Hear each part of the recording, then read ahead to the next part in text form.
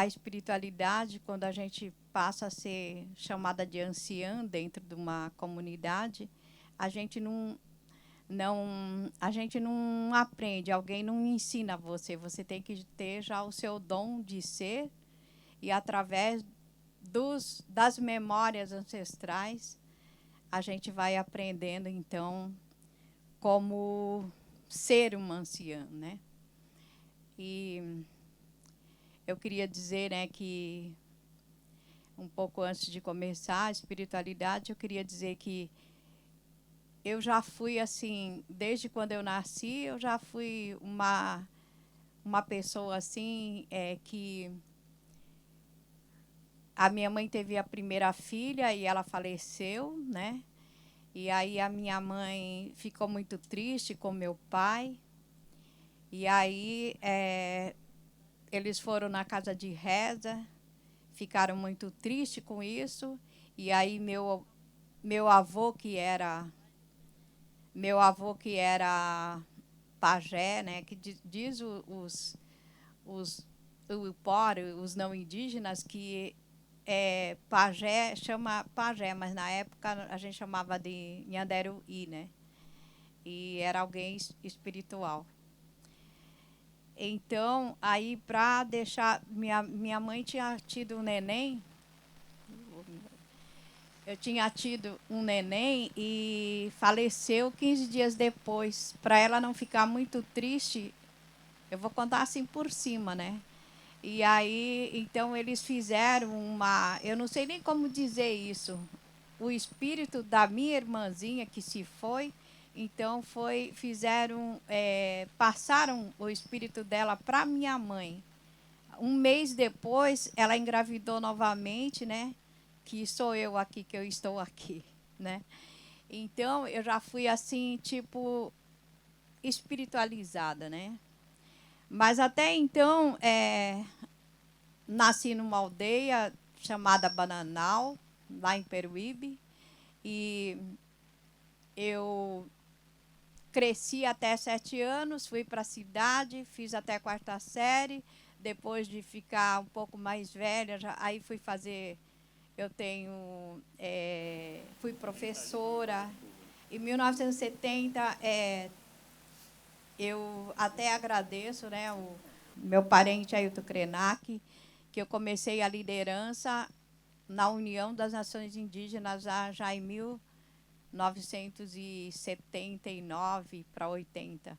Então, eu agradeço a ele de ser uma liderança mulher daquela época, né? Estava na Constituição de 88. E fui para o convento, fiz fiquei um tempo no convento, lá eu aprendi a cozinhar, lavar, passar. E quando eu fui para a cidade estudar, foi complicado, porque eu não comia coisas não indígenas, né? Então, para mim, foi bem complicado. Mas, graças a Deus, eu não esqueci a minha cultura. Sempre eu aprendi desde criança a espiritualidade dentro da casa de reza, dentro do Oiguatsu, que a gente fala, né? E a partir daí, fiz várias coisas, né? Fui na Constituição de 88, fui liderança por muito tempo, fui cacique, depois fui professora, terminei o ano passado, estava no mestrado e fiz tudo isso, né? Tudo, mas eu não esqueci da minha essência. E agora eu vou passar para falar da espiritualidade. Que se eu for contar a minha história, é longo, né? Passo a noite inteira contando a minha história, desde quando eu nasci e até hoje, como liderança e tudo mais. Mas eu sempre estava, mesmo fazendo faculdade, mesmo estando na escola, eu estava sempre numa casa de reza. Então, aquilo foi me fortalecendo, né? E meu nome em Tupi-Guarani é Nimbopuruá. E, a partir daí, eu fui prestando mais atenção. Apesar de ter crescido dentro da casa de reza, desde criança, fui batizada, tudo. Fiz o ritual de quando eu me preparei mocinha. Fiz todos os rituais indígenas, né? E aí meu pai faleceu em 2000. Meu pai faleceu em 2000, minha mãe já tinha falecido há 3 anos atrás. E, e quando meu pai ele faleceu, ele estava contando a história do cachimbo para mim, né?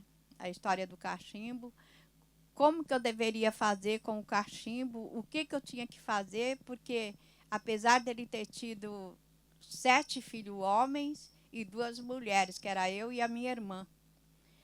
Aí ele falou que então os filhos não davam muito valor para a espiritualidade.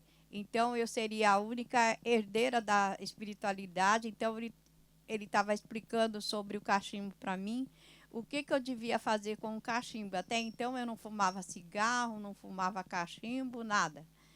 E aí ele morreu no meu colo, isso em 2000. E ele deixou o cachimbo no meu colo, contando a história para mim do cachimbo, e ele faleceu no meu colo. E a partir daí eu não sabia nem direito como usar o cachimbo, mas pela história que ele me contou, como eu devia fazer com o cachimbo, aí eu comecei então a, a usar o cachimbo, né? Mas antes disso, antes do meu pai morrer, eu quero contar só essa parte, porque quanto à espiritualidade, nós indígenas que vamos no Opã e valorizamos a nossa espiritualidade, o nosso Iraijá, nosso respeito pela floresta, respeito pela natureza. Então, a minha mãe dizia que o meu irmão, na época, ele tinha virado evangélico. Então, ele não gostava que meu pai fumava o cachimbo. E ele ficava bravo comigo e eu queria brigar com ele. A minha mãe doente dizia assim que não era para mim me preocupar com isso, porque ela ensinaria a ele a respeitar a nossa cultura, né? E ele também nem falava. Você sabe que os Tupi-Guarani foram os que tiveram primeiro encontro com os não indígenas, né? O Ipora, no caso. E aí, então, fomos proibidos de falar a língua, de cultuar nossas rezas, de tirar todos os nossos costumes. Diziam até que nós não tínhamos alma, né? Descobriram há pouco tempo que os indígenas tinham alma. E então, a minha mãe estava muito doente. Eu pensava que comigo, dentro do meu coração, eu pensava comigo, minha mãe cada dia mais doente, como ela vai ensinar o meu irmão, né? Que ele não sabia muito da cultura.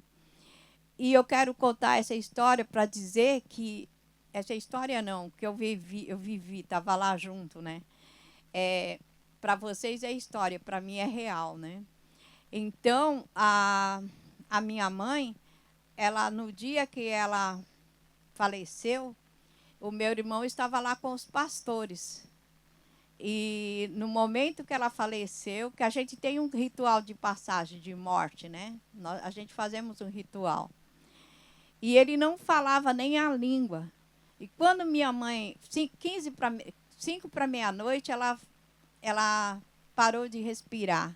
E nesse momento, o meu irmão que estava com os pastores, tirou a camisa, tirou o sapato, entrou dançando dentro do quarto da minha mãe, fez o discurso em Tupi-Guarani, que ele não falava, e fez o ritual de passagem na minha mãe, né? Fez tudo que um pajé faria, no caso.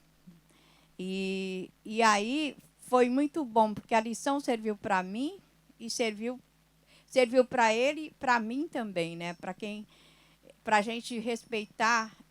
Daí por diante, eu cheguei numa conclusão que ela estava dizendo que a gente teria que respeitar todas as religiões, porque a gente crê num Deus, e todos têm o mesmo Deus, que existe só um Deus.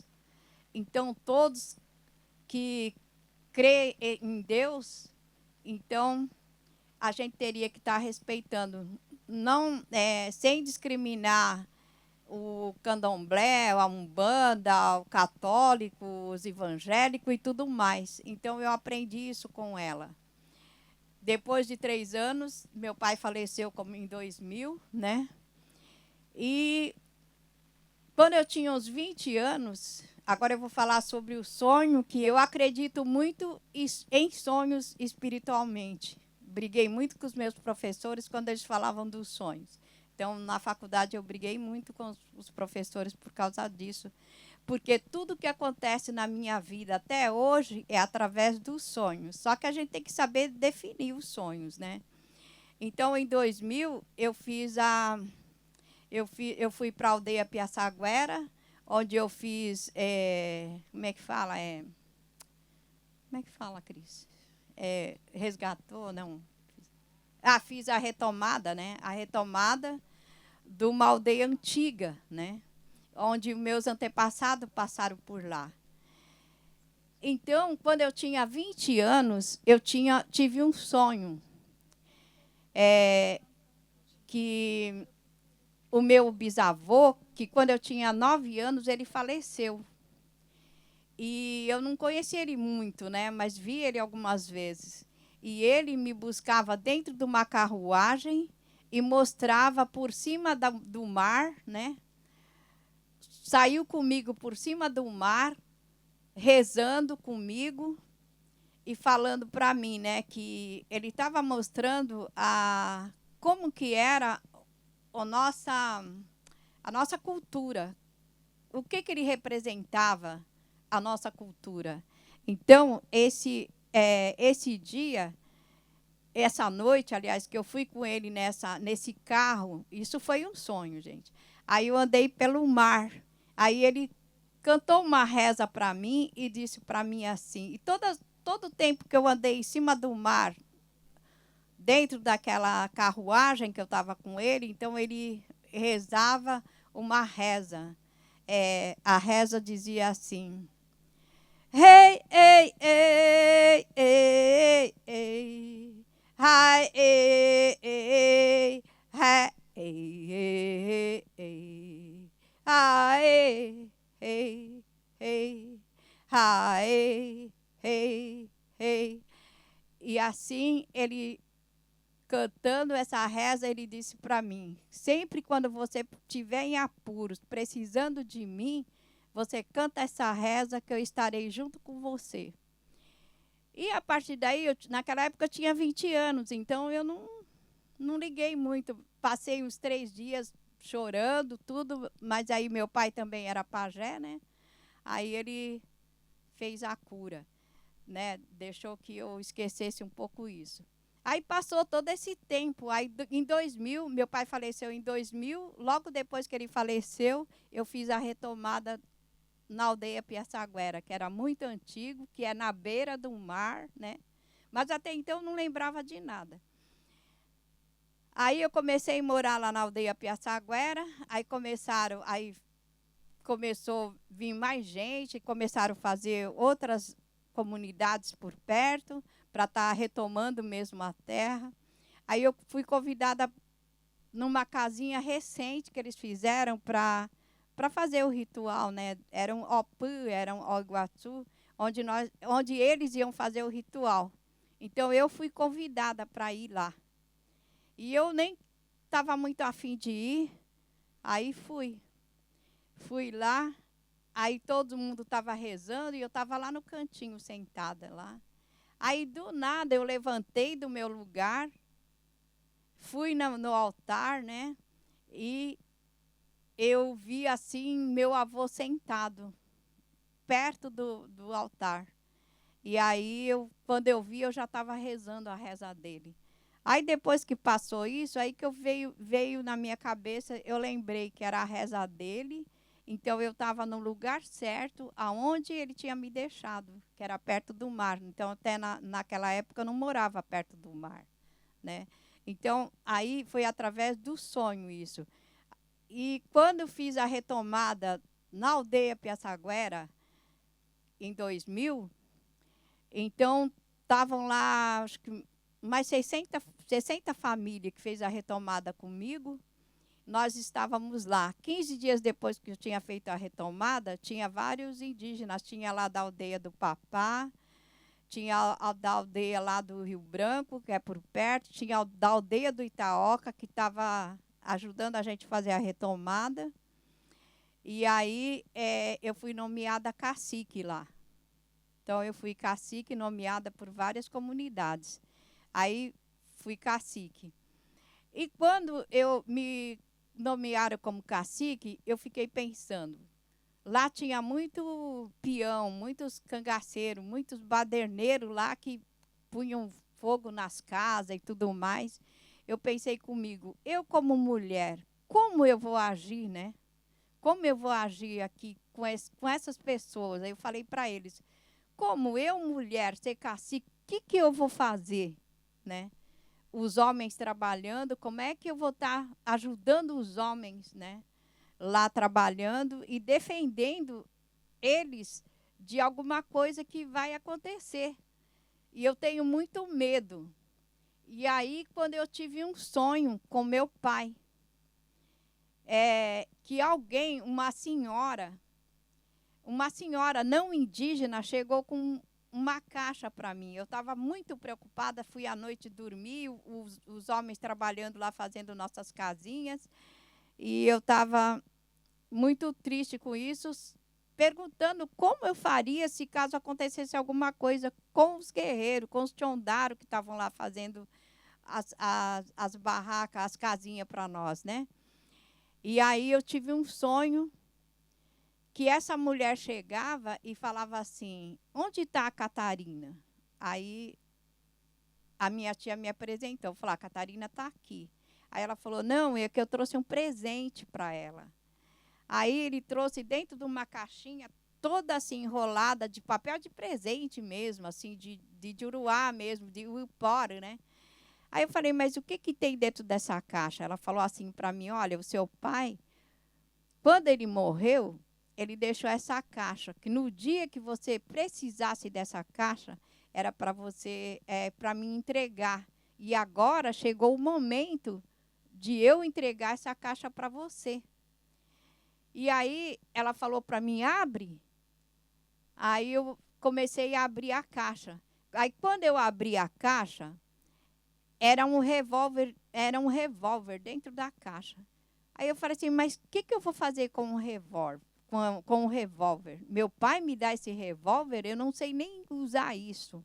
Aí a mulher falou para mim assim, não, mas olha bem, verifica bem o que é esse revólver. Aí eu peguei o revólver, ele era todo de ouro, o revólver, mas era de brinquedo. Aí eu falei, meu pai morreu tão velhinho, meu pai faleceu com 95 anos, né? Acho que ele estava caduco, coitado. Me dá um brinquedo desse para mim, né? Como que eu vou fazer com o revólver? Aí, o que eu fiz? Aí eu acordei pensando muito, aí liguei para o meu irmão que era evangélico. Eu falei para ele, olha, eu sonhei isso, será que você poderia explicar para mim o que quer dizer isso? Aí ele falou, olha, no versículo tal, assim, está escrito isso, isso, isso, isso. É mais ou menos isso. Mas aí você se concentra na nossa espiritualidade que você vai saber o que é, né? Então, aquilo quis dizer para mim que não era para mim ficar com medo, né? Aí que era para mim ter coragem, que aquele revólver era apenas uma representação da espiritualidade. Que os encantados, como dizem o pessoal, né, do Nordeste, eles falam encantado. Nós falamos os anjos, né? E a gente tem um outro nome, que a gente não tem nem muito nome para falar em português. Mas é como se fosse os anjos tomando conta de mim lá, né? Para a gente continuar em frente. Aí eu continuei preocupada, mesmo assim. Aí acho que um mês depois, aí eu tive um outro sonho. Eles já estavam terminando de fazer as casas e contaram que os meninos lá que tomavam conta lá daquela reserva começaram a andar por lá de carro. Então eu fiquei preocupada. Aí na noite também eu tive um sonho. Lá onde eles estavam fazendo, hoje é uma escola lá, mas era uma esquina. Aí na esquina tinha uma porteira. A porteira bem grande, né? Não tinha nada. Assim, na realidade não tinha nada, era só uma estradinha, uma trilha só, né? mas os meninos que tomavam da terra lá, que até hoje ainda continua, da mineradora, do pessoal da areia, lá que tiravam a areia, eles estavam andando por lá. Mas aí, na porteira, estava uma onça deitada, né? Aí eu cheguei e falei para a onça, mas o que você está fazendo aqui? Aí ele falou, aí a onça falou comigo, falou, não se preocupe, que eu estou tomando conta dos Chondaro. Disse que ele estava tomando conta ali, que não era para mim me preocupar. E realmente, em 2002, eu vim, já fiz faculdade, já estava bem de idade, já com quase 50 anos, eu já tinha 50 anos. Aí fiquei um ano liderando, mas dentro dessa aldeia que eu fui, na minha aldeia que eu fui, então a única que tinha o ensino médio completo era eu e falava a língua materna. Então eu fui escolhida para fazer o magistério na USP e depois fazer a faculdade de pedagogia na USP, pela comunidade. Aí eu saí de cacique, fui fazer, me formei em pedagogia. E em 2002 eu já estava em sala de aula. Aí dei 12 anos de aula, né? 12 anos no estado. Aí, mas como eu tinha participado desde a primeira reunião junto com os caciques de como seria essa educação, aí então eu fiquei muito triste com isso, briguei com a delegada de ensino lá de São Vicente, mas ela não mandou eu sair não, ela só ficou me escutando, mas aí eu falei duro com ela, e aí eu falei para ela que eu não queria mais, não queria respeitar do jeito que a gente fazia o calendário, não queria respeitar aquilo que eu fazia dentro da aula, e daí aí eu falei que eu não queria mais. Ainda minha filha falou para mim, mãe, mas a senhora vai deixar tudo para trás? Assim, eu falei, eu não quero mais, e saí mesmo, né? A partir daí, então, eu comecei a me envolver mais com a espiritualidade. Aí, há pouco tempo, então, estou chamada anciã, e graças a Deus, eu vou na minha casa de reza todas as tardes eu estou lá, se for alguém na casa de reza, eu vou, se não for ninguém, eu estou lá sozinha. Então, eu sou muito espiritual, respeito pelo que meu pai contou para mim, que meus avós contaram para mim, minha avó e tudo mais, porque a minha avó, por parte de pai, era Tupinambá, e por parte da minha mãe, ela é Guarani Kaiowá. E por parte do meu avô, por parte de mãe, era era Tupi-Guarani com Guarani-Mbuá. Então, eu sou mistura de tudo isso, né? Então, eu fico muito agradecida por isso. E eu senti de encerrar com um canto meu de cura e que me fortalece quando eu estou na minha casa e quando eu estou em lugar como esse aqui. Então, para o fortalecimento de vocês, eu vou encerrar com uma reza minha. E eu queria que todos se levantassem e ficassem concentrados, né? Para mim encerrar com uma reza para nós todos.